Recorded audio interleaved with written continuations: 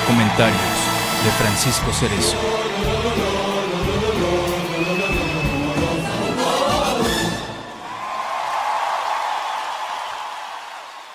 Pues hoy vamos a hablar sobre las ejecuciones extrajudiciales en el nuevo sexenio. Llevamos apenas 2 meses de gobierno de la nueva presidenta de la República, Claudia Sheinbaum, y lamentablemente ya hemos documentado la ejecución extrajudicial de 6 personas defensoras de derechos humanos o luchadoras y luchadores sociales, como quieran llamarlos. Son definiciones sinónimas para quienes de manera organizada han luchado para derrotar a la derecha y para que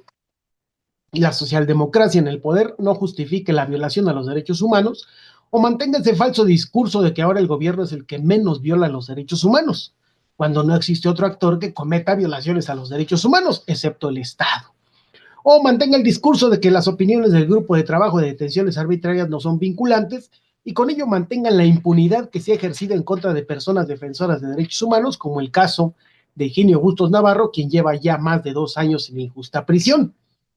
¿Quiénes son estas personas que han sido víctimas de una ejecución extrajudicial? Creemos que es necesario nombrarlos como un ejercicio de memoria, pero también como un ejercicio de denuncia y exigencia de justicia. Gerardo Cruz Palacios, miembro del Consejo de Defensa de los Derechos del Pueblo, Unidad Patriótica, víctima de una ejecución extrajudicial en el estado de Oaxaca el 7 de octubre del 2024. Marcelo Pérez Pérez, miembro de la Iglesia Católica, víctima de una ejecución extrajudicial en el estado de Chiapas el 20 de octubre del 2024. Las hermanas Adriana y Virginia Ortiz García, militantes del Movimiento de Unificación y Lucha Triqui, víctimas de una ejecución extrajudicial en el estado de Oaxaca el 6 de noviembre del 2024. Rigoberto Martínez Sandoval,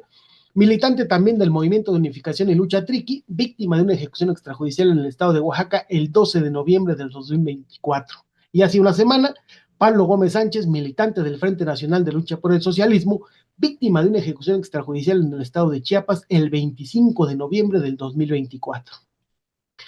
6 casos en 2 meses y en 2 estados de la República Mexicana que han sido históricamente estados donde la impunidad es total y donde hemos documentado que son agentes de Estado quienes por comisión y en la mayoría de casos documentados por grupos paramilitares que por aquiescencia son los que cometen las ejecuciones extrajudiciales en contra de personas defensoras de derechos humanos. Además de tener las cifras más altas de ejecuciones extrajudiciales desde hace más de 20 años, siempre, salvo contadas excepciones, cometidos dentro de la lógica contrainsurgente del Estado mexicano, la cual, a pesar de los cambios en el gobierno federal, se mantiene. Si bien con diferencias evidentes dependiendo del espectro político que gobierna el país, pero sin mucho cambio en los gobiernos estatales, donde no importa si es la derecha o la socialdemocracia la que gobierna, la lógica contrainsurgente se mantiene y además se protege y justifica. En gobiernos del PRIAN, la justificación ha sido que eran guerrilleros o revoltosos. Después, con la guerra de Calderón en adelante, que estaban relacionados con la delincuencia organizada, y actualmente que son casos aislados en los que nada tiene que ver el Estado, porque recordemos, dicen que ellos ya no violan los derechos humanos, aunque ningún actor particular, es decir, que no pertenece al Estado, viola derechos humanos. Sobre la primera víctima de esta grave violación a los derechos humanos, Gerardo Cruz, podemos decir que tenía 49 años de edad y que en su ejecución extrajudicial estarían involucrados una diputada del PRD, Minerva López Calderón, y el edil del municipio de Pinotepa Nacional, Antonio Marbel Jiménez. Con lo cual podemos afirmar que fue una ejecución extrajudicial en contra de un luchador social, la primera del sexenio de Claudia Sheinbaum. El segundo caso es el del cura Marcelo Pérez en Chiapas, también de 49 años, y hasta donde se sabe acompañó y era parte de la organización del ejercicio de la protesta social por la creciente violencia paramilitar en el estado de Chiapas. Y esa es la razón de su ejecución extrajudicial. Chiapas, un estado que Morena regaló al Partido Verde a cambio de sus votos para aprobar diversas leyes. Para Morena, miles de muertos valen la pena por el beneficio de millones de personas, o así lo manifiestan ellos mismos, lo cual es una posición utilitarista que los lleva de la mano hacia la derecha, y no a profundizar o construir el segundo piso de la transformación. Las 3 personas que continúan en la lista son las hermanas Adriana y Virginia Ortiz García, militantes del Movimiento de Unificación de Lucha Triqui, de 35 y 45 años de edad, y hermanas de reconocidos dirigentes de esta organización. Una organización que, por haber logrado que los militares abandonaran su territorio debido a las graves y sistemáticas violaciones a los derechos humanos cometidas por el ejército en los años 70 y 80, padecen hasta la fecha la estrategia contrainsurgente del Estado que se basó en los manuales contrainsurgentes norteamericanos, de dividir al pueblo triqui y entrenar, financiar y armar a una parte minoritaria como un grupo paramilitar para desarticular esta expresión organizada en la zona. A lo largo de los años, el MUI ha tenido más de 100 víctimas de ejecuciones extrajudiciales, entre ellas la de su máximo dirigente, Heriberto Pasos Ortiz, en los años del Calderonato, y quien siempre hemos reconocido su solidaridad junto con la organización y el pueblo triqui a la libertad de los hermanos Cerezo.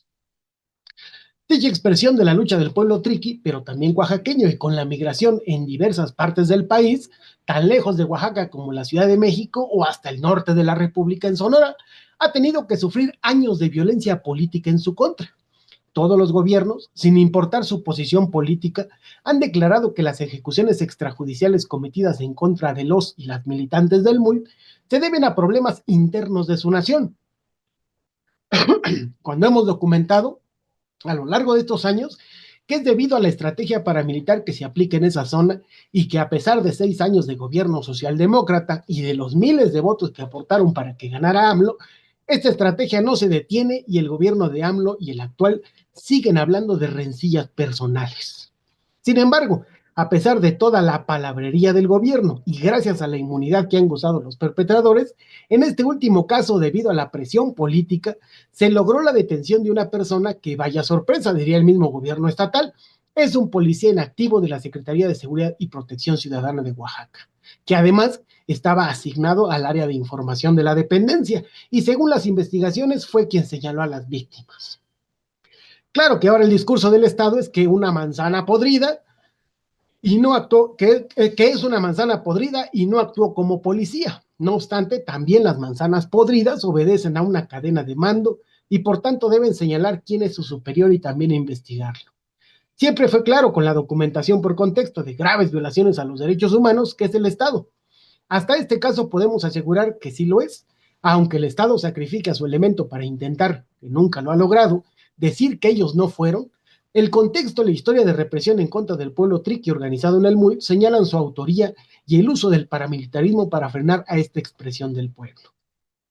Y por si no fuera poco, 6 días después, el 12 de noviembre del 2024 sería también víctima de una ejecución extrajudicial el entrenador de básquetbol de los Niños Descalzos de la Montaña, Rigoberto Martínez Sandoval, de 34 años de edad y también militante del Movimiento de Unificación y Lucha Triqui.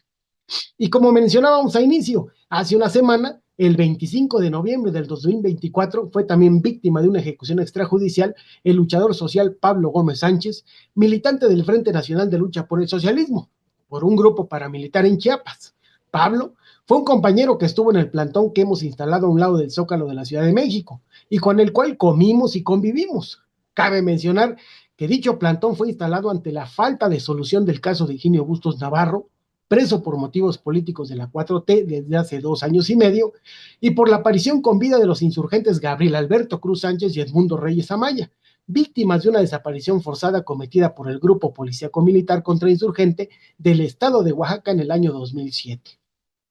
Y por la desaparición forzada de Fidencio Gómez Santín, miembro también del Frente Nacional de Lucha por el Socialismo, y detenido desaparecido, precisamente después de regresar de la Ciudad de México a Chiapas en el 2016. Después de otra protesta, otro caso de ejecuciones extrajudiciales cometidos en contra de otros militantes del Frente, como el niño de 12 años Humberto Morales Santis en Chiapas en el 2017, entre otros muchos casos que la misma 4T mantiene en la impunidad. Así que aquí seguimos, realizando nuestra labor nada grata de documentar todas las violaciones graves que ha cometido el Estado mexicano en contra del movimiento social, popular y de derechos humanos desde el año 2006 hasta la fecha. Si bien hay menos casos que con los gobiernos del PRIAN, la existencia de uno solo y además el mismo discurso y mantener en la impunidad a los perpetradores, todos agentes de Estado, convierte a la 4T en cómplice de delitos del pasado y ya de algunos actuales. Todos ellos graves violaciones a los derechos humanos y delitos que no prescriben a los ojos del Sistema Universal de Derechos Humanos. Y por último, y como siempre, seguimos invitándolos a señalar las costumbres prianistas de Morena para que las elimine. a documentar las violaciones a los derechos humanos que dice que ya no comete y a luchar de manera organizada por los derechos humanos de las víctimas de violaciones a los derechos humanos, la justicia, la verdad, la memoria, la reparación integral del daño y dentro de las medidas o mecanismos de no repetición de estas graves violaciones a los derechos humanos de la parte organizada del pueblo de México.